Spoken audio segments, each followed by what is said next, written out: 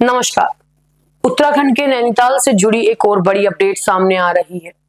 आज हम आपको उत्तराखंड के खूबसूरत शहर नैनीताल से एक ऐसी खबर बताने जा रहे हैं जिसने न केवल देवभूमि को शर्मसार कर दिया बल्कि यहाँ के पर्यटन उद्योग को भी करोड़ों रुपयों का भारी नुकसान पहुंचाया।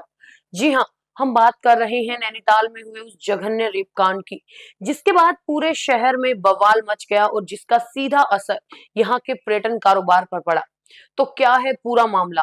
क्यों नैनीताल के पर्यटन व्यवसायी करोड़ों के नुकसान से जूझ रहे हैं और कब तक ये खूबसूरत शहर इस सदमे से उबर पाएगा? जानने के लिए बने रहिए हमारे साथ। जैसा कि आप जानते हैं, नैनीताल अपनी मनमोहक झील, ऊंचे ऊंचे पहाड़ और शांत वातावरण के लिए दुनिया भर के पर्यटकों को आकर्षित करता है। लेकिन हाल ही में यहाँ एक ऐसी घटना घटी जिसने इस शांत माहौल को पूरी तरह से हिलाकर रख दिया। एक मासूम बालिका के साथ हुए दुष्कर्म की खबर ने पूरे शहर को गुस्से से भर दिया, जिसके बाद सड़कों पर भारी विरोध प्रदर्शन हुए और बुधवार रात को स्थिति इतनी बिगड़ गई कि अगले दिन यानी बृहस्पतिवार को पूरे नैनीताल शहर में बंदी का ऐलान करना पड़ा। इस बंदी का सीधा और सबसे बड़ा असर नैनीताल के पर्यटन उद्योग पर पड़ा। दुकानें बंद रही, रेस्टोरेंट नहीं खुले और सड़कों पर सन्नाटा पसरा रहा। जो पर्यटक पहले से यहाँ मौजूद थे, वो डर के मारे वापस लौटने लगे और आने वाले पर्यटकों ने अपनी बुकिंग कैंसिल कर दी। सोचिए, एक दिन की बंदी से नैनीताल के पर्यटन कारोबार और व्यापार को लगभग 22 करोड़ रुपए का भारी नुकसान हुआ। ये आंकड़ा सुनकर आप भी हैरान रह गए होंगे, लेकिन ये बिल्कुल सच है। नैनीताल के होटल एसोसिएशन से जुड़े लोगों का कहना है कि उन्हें अकेले 15 करोड़ रुपए का कारोबार खोना पड़ा। पर्यटकों के बुकिंग कैंसिल करने की वजह से उनके कमरे खाली रह गए और उन्हें भारी नुकसान उठाना पड़ा। सिर्फ होटल ही नहीं, रेस्टोरेंट कारोबारियों को भी इस बंदी से लगभग 2 से 3 करोड़ रुपए का नुकसान हुआ। जब दुकानें और बाजार ही बंद थे, तो पर्यटक कहाँ खाने खाना जाते? नतीजा ये हुआ कि रेस्टोरेंट पूरा दिन खाली पड़े रहे और मालिकों को भारी आर्थिक क्षति हुई।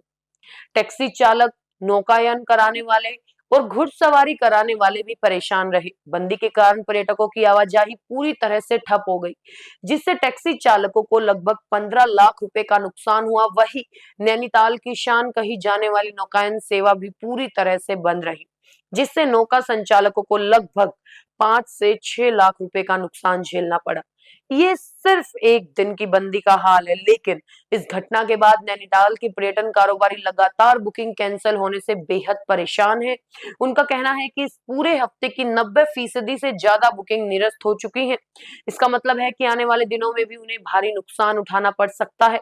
इस गंभीर स्थिति को देखते हुए होटल एसोसिएशन के अध्यक्ष दिग्विजय बिष्ट ने मामले की गंभीरता से आयुक्त दीपक रावत से बातचीत की है। आयुक्त ने नैनीताल के बेहतर पर्यटन के लिए एक संदेश भी जारी किया, जिसमें उन्होंने पर्यटकों से अपील की है कि वो नैनीताल आएं और यहाँ की खूबसूरती का आनंद लें।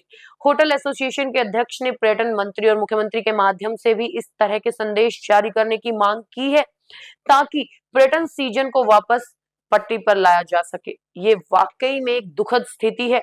एक तरफ जहां एक मासूम बच्ची के साथ जघन्य अपराध हुआ जिसने पूरे समाज को शर्मसार कर दिया, वहीं दूसरी तरफ इस घटना के बाद हुए बवाल और बंदी के कारण नैनीताल का पर्यटन उद्योग बुरी तरह से प्रभावित हुआ है।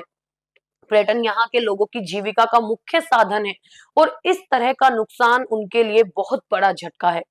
तो ये थी नैनीताल में हुए दुर्भाग्यपूर्ण कांड और उसके पर्यटन उद्योग पर पड़े प्रभाव की पूरी रिपोर्ट। आपको ये खबर कैसी लगी? हमें कमेंट बॉक्स में अपनी राय जरूर बताएं।